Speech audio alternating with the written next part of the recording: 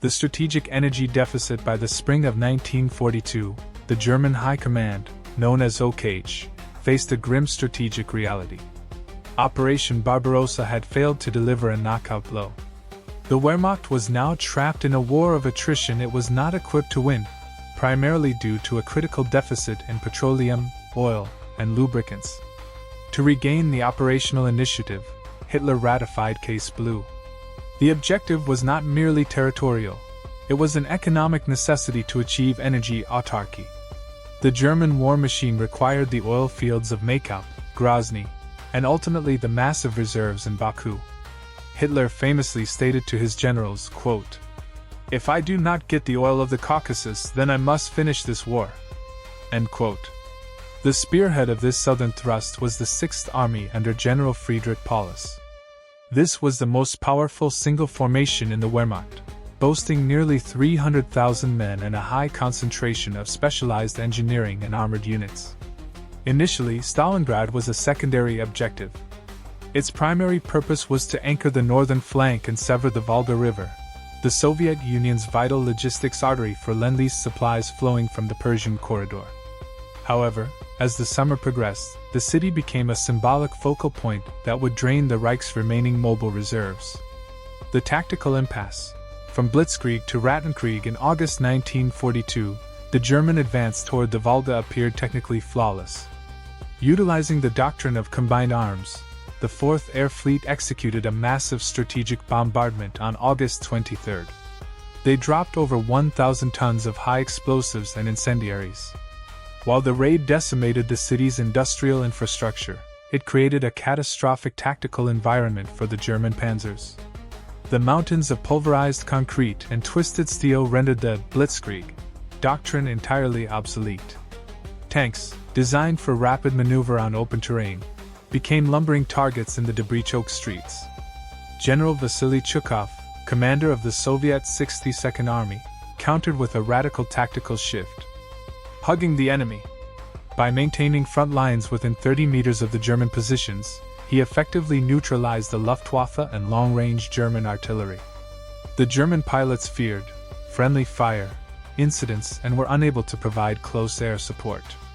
The battle devolved into urban attrition warfare, famously known as Rattenkrieg, the Rat War. Combat was no longer measured in kilometers, but in floors, rooms, and sewer pipes. Soviet defense relied on a network of isolated strongpoints.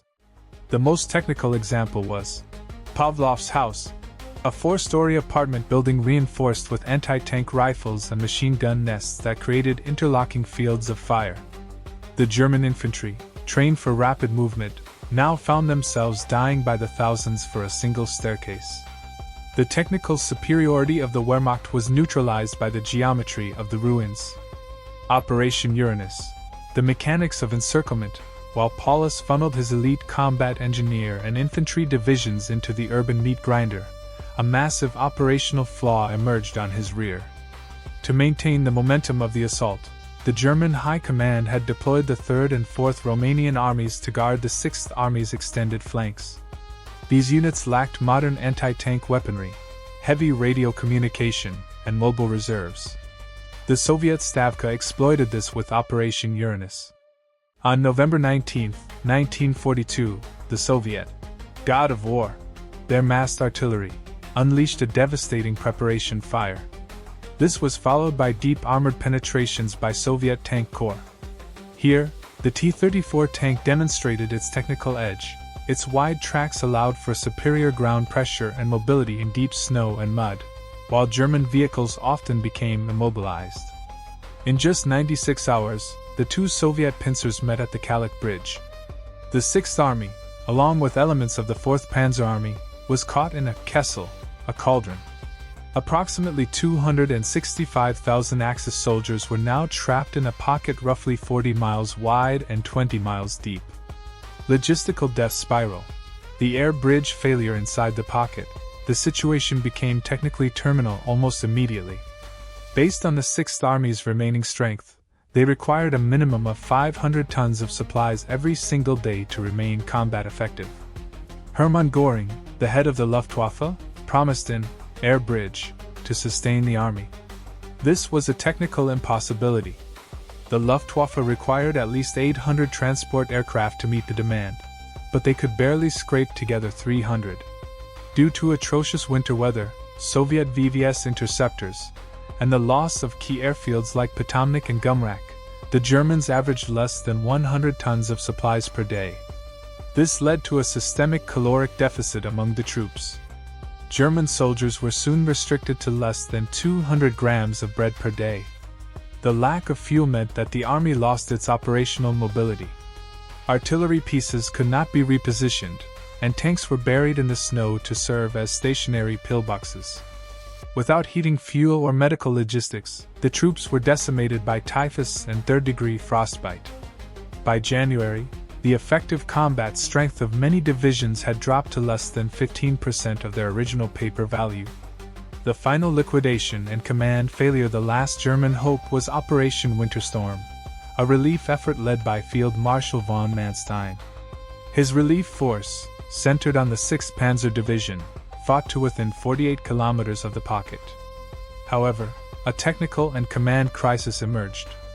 Paulus refused to execute Operation Thunderclap, the breakout maneuver from within the pocket, without a direct order from Hitler.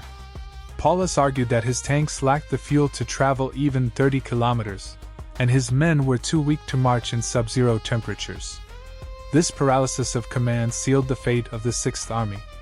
By mid-January 1943, the Soviets launched Operation Ring to finally liquidate the pocket. On January 30th, the 10th anniversary of the Nazi rise to power, Hitler promoted Paulus to General Field Marshal via radio. This was a technical instruction to commit suicide, as no German officer of that rank had ever been captured alive. Paulus, however, famously refused the order, stating that he had no intention of shooting himself for that Bohemian corporal. The strategic aftermath. On February 2, 1943, the final pockets of resistance surrendered. The cost was staggering. An entire army group, including 50 divisions, was erased from the order of battle. The Axis lost over 800 aircraft and thousands of irreplaceable artillery pieces. Stalingrad proved that even the most advanced military machine could be systematically dismantled. Through logistical overextension and rigid command, the German initiative was lost forever. The road to Berlin began here, in the frozen ruins of the Volga.